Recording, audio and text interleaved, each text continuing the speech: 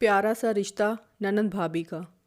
दीदी, माँ की तबीयत काफ़ी दिनों से ठीक नहीं है, आकर मिल जाइए, आपको बहुत याद करती हैं। सीमा ने चिंता जताते हुए कहा। आना तो मैं भी चाहती हूँ भाभी, लेकिन क्या करूँ, घर की जिम्मेदारियों की वजह से टाइम ही नहीं निकाल पाती। भाभी, आप माँ से बात करवा दीजिए, रंजना ने चिंता भरे स्वर में सीमा से कहा। दीदी, अब माँ को सुनने में भी तकलीफ़ होती है, उन्हें ठीक से सुनाई नहीं देता, इसलिए ऊंचा बोलना पड़ता है। सीमा ने माँ को मोबाइल देते हुए कहा, ये लो माँ, दीदी से बात करो। बहुत मुश्किल से रंजना माँ से थोड़ी सी ही बात कर पाई।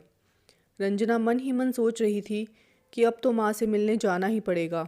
माँ की तबीयत ज़्यादा ही ख़राब है, इतने दिन से टाल रही थी, पर अब एक बार जाकर मिल आती हूँ। आने वाले समय के बारे में किसको पता है, ना जाने क्या हो जाए। रंजना यही सोचते सोचते मायके जाने की तैयारी करने लगी।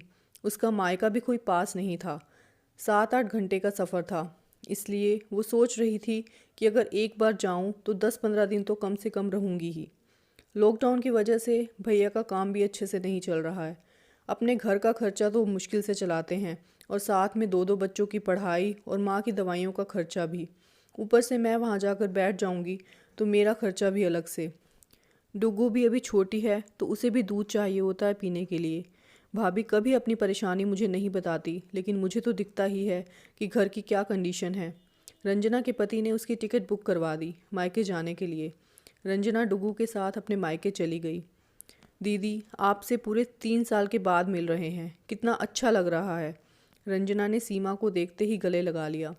भाभी, अब तो 8-10 दिन रुकूंगी और आप सबके साथ खूब मज़े करूंगी।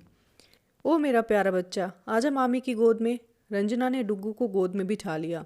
भाभी, माँ कहाँ है? दीदी, माँ कमरे में है, आप जाकर मिल लो। रंजना माँ से मिलने के लिए कमरे में चली गई। सीमा रंजना के लिए चाय नाश्ते का इंतज़ाम करने में लग गई। बुआ आई है, बुआ आई है, ये कहते कहते दोनों बच्चे बुआ के गले लग गए और डुग्गू को भी गोद में लेकर उससे खेलने लग गए। रंजना ने काफ़ी सारा सामान अपने बैग में से निकालकर बच्चों को दे दिया। दीदी, इतना सारा सामान लाने की क्या ज़रूरत थी, बेमतलब ही इतना खर्चा कर दिया। रंजना ने सीमा से कहा।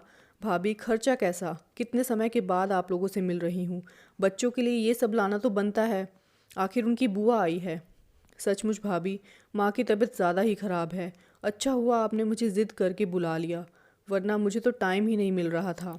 सच में जीजी, बुढ़ापे में कितनी परेशानी होती है ना, वरना माँ तो एक जगह बैठती ही नहीं थी, सारा दिन मेरे साथ कुछ ना कुछ घर का काम करवाती रहती थी।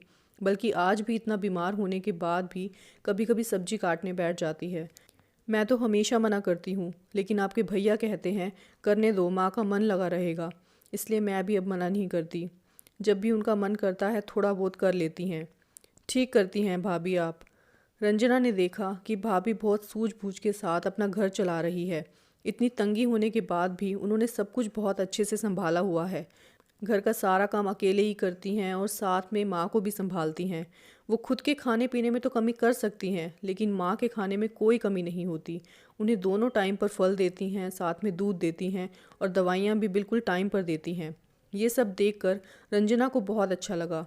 मुझे संतुष्टि हो गई कि माँ की अच्छे से देखभाल हो रही है यहाँ पर।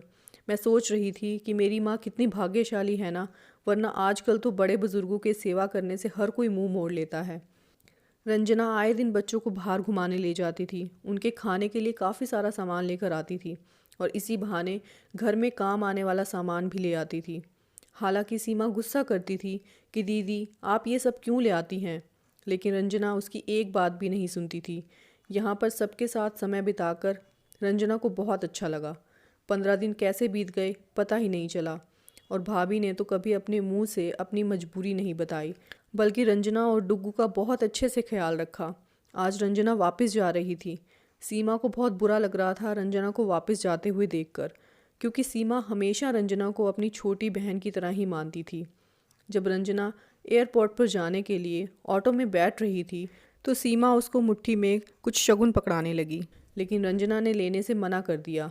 कहा कि नहीं भाभी, मैं ये शगुन नहीं ले सकती, ज़रूरी नहीं है हर बार शगुन लिया ही जाए, और आप बताती नहीं हैं तो मुझे क्या दिखता नहीं है कि घर की परिस्थिति कैसी है।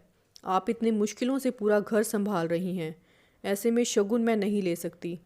दीदी, अभी हमारे इतने गए गुजरे दिन भी नहीं आए हैं कि हम घर की बेटी को शगुन ना दे सकें। ये बोलते हुए सीमा की आंखों में आंसू आ गए। अब दोबारा मना मत करना दीदी, ये ले लो।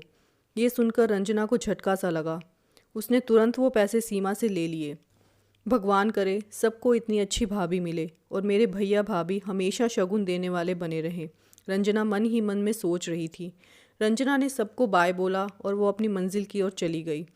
दोस्तों, कहानी कैसी लगी अपनी राय ज़रूर देना और साथ ही चैनल को सब्सक्राइब ज़रूर कर लेना और वीडियो को ज़्यादा से ज़्यादा शेयर करना। Thank you for watching this video.